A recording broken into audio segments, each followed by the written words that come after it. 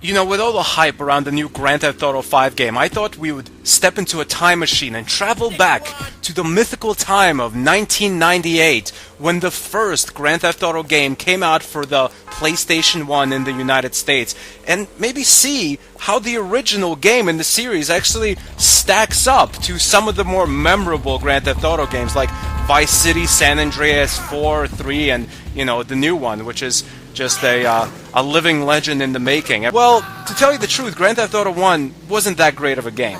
For one thing, the graphics are really lacking.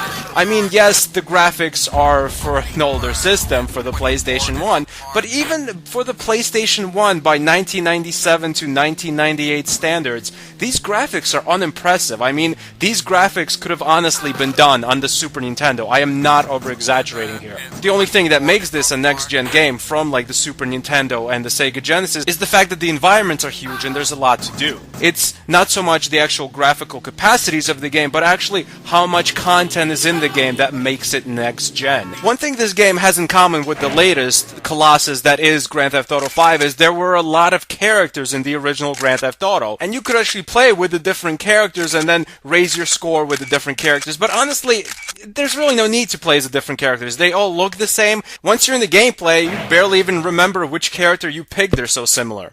Oh, and also, where are the strong female characters in this game? Where are the protagonists from the LGBT and transgendered community? I demand character representation in this game from the female LGBT and transgendered community! Patriarchy! Patriarchy! The game is basically mission-based. You're running from payphone to payphone, completing various missions. Sometimes it's shoot this guy, sometimes it's steal this truck, sometimes there's a timer, sometimes there isn't. Every mission is given to you by these sped-up voices. They don't sound like actual people. They sound like a sped-up version of the teachers from Charlie Brown. The missions kind of keep you occupied, but I honestly hate doing the missions in this game because it's kind of hard to control your cars. The driving in this game isn't intuitive. It's obviously a top-down view, so you're constantly looking down at the city like you're some kind of giant. I mean, technically it's a 3D game, but it plays like a two-dimensional game. And the controls of the car are always going by what you're facing. So if you're driving super fast downwards, for example, like escaping some cops, and you turn left, your car is gonna go right because that's your car's right. It doesn't matter if it's your left. And the general default controls are themselves pretty confusing as well. I mean, you don't just run around by just using the directional buttons. You have to hold X to run forward, and then you turn around with the directional buttons. And the same thing with the car. X makes you go forward, and triangle makes you go back. Like, yeah, triangle. The upper button makes you go back, and the lower button makes you go forward. It's confusing, but again, it's something that you're just not used to. Well, if you play the game for like an hour or two, you'll get used to it. It's not a huge deal, but it's just not normal, and honestly, these controls are not good. They're not intuitive at all.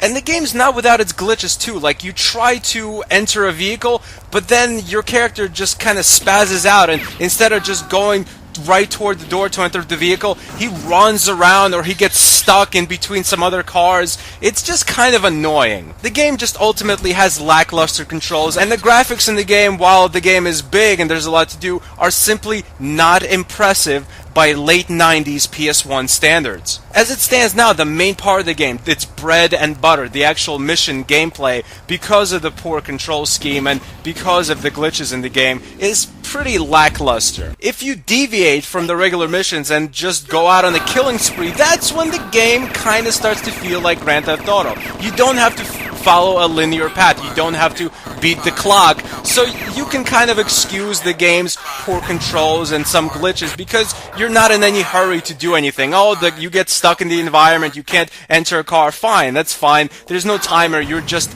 causing havoc and shooting the shit. When you're just free roaming and killing people with a bunch of different kinds of weapons, that's when the game feels like Grand Theft Auto. I mean, it's a cool free-roaming psychopath simulator, basically. It's a big game with a lot of content, a lot of weapons, a lot of different ways to kill your enemies, a lot of different cars to steal and drive around and to run people over. But it is not a well-polished game. I would say it's a pretty slow start to the Grand Theft Auto series. Groundbreaking like Grand Theft Auto 3, this is not in the slightest, but hey, it's the Patriarch, so I guess we have to give it some respect. Grand Theft Auto 1 gets an official Stan Birdman rating of a 7 out of 10. I would give it like a 6 or a 6.5 honestly, but I think it does deserve that extra 0.5 because it is an innovative type of game. It's a game that gave birth to a legendary series. I think it deserves a little credit in that regard. Thanks for watching. Goodbye, my friends.